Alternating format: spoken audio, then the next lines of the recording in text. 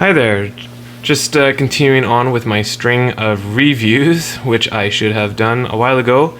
I've recently done a review on the WP10 Wave Maker, so check that review out if you're interested in that. Awesome piece of tech. Go get one if you don't have one. Check out the review, you will want one, I swear. Also, I just did a review on my LED lights from Rapid LED. Also, a well worth it upgrade. A little expensive, but you know, compared to completed kits, cheaper. So if you're looking at upgrading your lighting, definitely check out the Rapid kits. Check out my review. I kind of go over how the whole system works and everything. And yeah, now the next thing I want to show you is my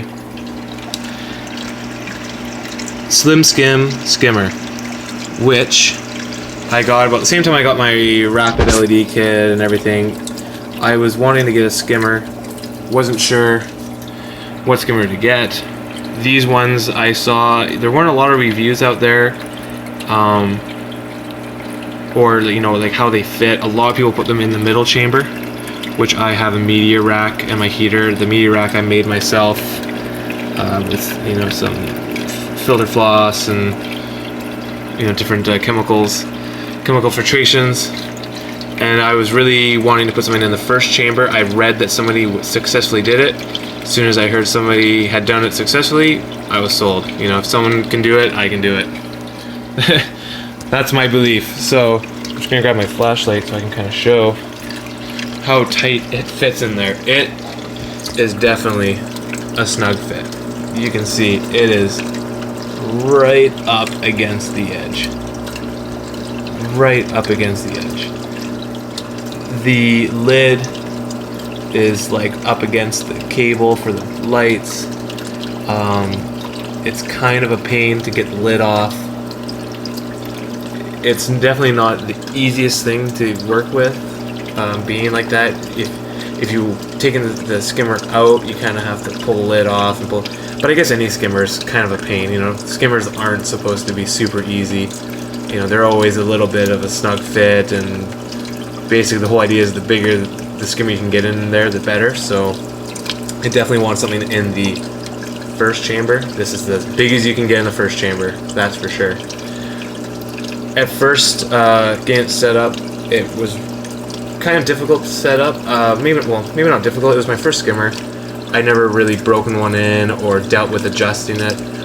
Right off the bat, I probably did the same thing most novice people do, is think your skimmer is broken. I thought it was broken. I ended up like messing around with it. It wasn't really skimming. I took it out. Thought there was something wrong with it. You know, emailed Hydor and tried to figure out what was going on. And in the end, I realized I just didn't know what I was doing. I just, you know, needed to set the height of the skimmer better, and I needed to adjust the water flow a bit better, adjust the airflow a bit better, and once I did, it started skimming pretty well.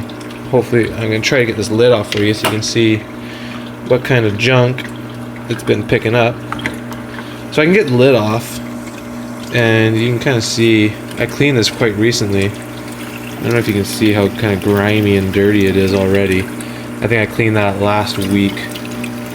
So it's not really skimming a dark sludge just yet.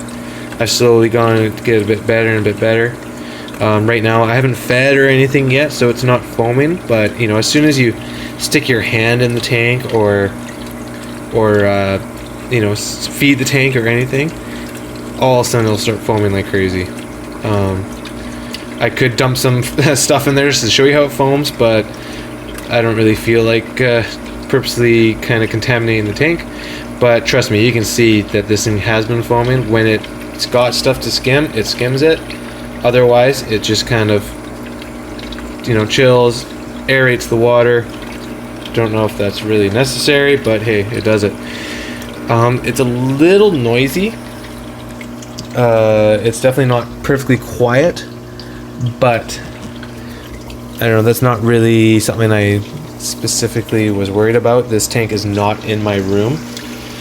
If it, say it's in your bedroom, I would be maybe cautious. It's vibrates, kind of, well, not vibrates, but it does buzz, so be aware of that. Otherwise, you know, if you don't think that's really something you have to worry about, then you won't have a problem with it. I've scraped off some of the back, so I don't know if you can see the water, like the bubbles coming up the tube. Probably not. Sorry if you can't. Tried, but yeah, you know, it makes a lot of good micro bubbles. I don't know if you can kind of see the bubbles forming down in there. It makes a lot of foam. When it foams like crazy. I've had it adjusted where I had too much air going to it, and I can hear something, and the foam is like pushing the lid off, the amount of foam that's coming out of this thing.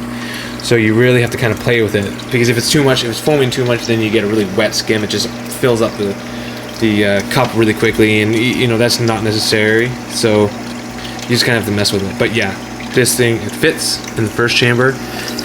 Most people put it in the second chamber, but this is proof it does fit in the first chamber. It does work. It's a nice, sleek fitting unit. They're not that expensive. I think on Dr. Foster's, which is an online, they had them on sale for, I think I paid like $80 or something for this thing, which is nothing, you know. Well, I guess it's more than nothing, but for this hobby, I'm sure if you're big into this hobby and you're looking at upgrades and stuff, you know that skimmers can be expensive. So for how much this thing cost, I think it works great. It does what I need it to do. I do weekly water changes, so having a skimmer, you know, isn't technically necessary. You know, most people will tell you, a lot of people will say don't bother. You know, they're probably right. In fact, I can almost assure you they're right. As long as you keep up to your water changes, you have nothing to worry about.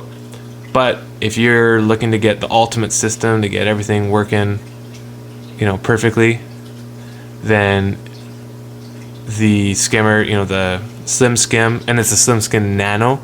The Slim Skim Nano fits, works great, gets that little extra bit of nutrients out of the water that's not being used, and you know, will help with your fish will like it, algae will not like it. So yeah, it's a bit of a something to think about, gang.